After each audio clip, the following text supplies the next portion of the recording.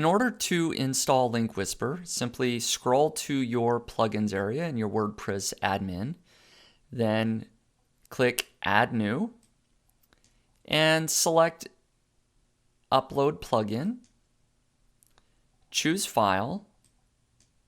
then simply select the zip file and click Install Now.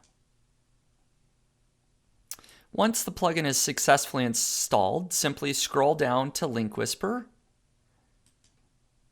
and then you'll have the opportunity to input your license key that you received in your welcome email, and then click Activate License, and then LinkWhisper will show that your license has been activated, and then you can begin adding links, looking at reports, or adjusting settings.